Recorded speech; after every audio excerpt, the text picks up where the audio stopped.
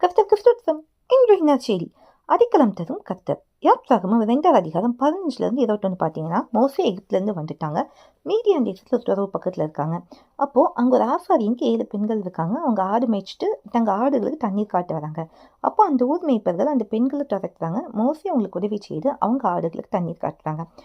இதை அந்த பெண்கள் தங்களுடைய தகப்பன்ட்டு சொல்லும் போது, அந்த தகப்பன் மோசேவை தன் வீட்டில் வர சொன்னாங்க. மோசே அங்கே இருக்க சம்மதிக்கிறாங்க. சிப்போரால் என்கிற குமாரத்தையும் அவனுக்கு கல்யாணம் பண்ணி கொடுக்குறாங்க அந்த ஆசாரியன்.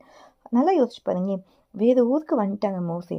ஆனால் கர்த்தர் மோசேவோடு இருக்கிறதுனால அங்கே போன இடத்துலையும் கர்த்தர் அவங்களுக்கு ஒரு குடும்பத்தை தந்து அவங்கள ஆசீர்வதிக்கிறாங்க. இன்னைக்கு நம்ம சூழ்நிலை எப்படிப்பட்ட கஷ்டமான சூழ்நிலையாக இருந்தாலும் பரவாயில்ல, கர்த்தர் உங்களுக்கு அடைக்கலம் தருவார், வாழ்வு தருவார், உங்கள் எதிர்காலத்தை ஆஸ்வதிப்பார், உங்கள் தேவையை சந்திப்பார். கர்த்தர் உங்களோடு இருக்கிறார். கலங்காதீங்க, சோர்ந்து போகாதீங்க. இதுவே இன்றைய நற்செய்தி. உங்களுக்கு மகிழ்ச்சி உண்டாகட்டும்.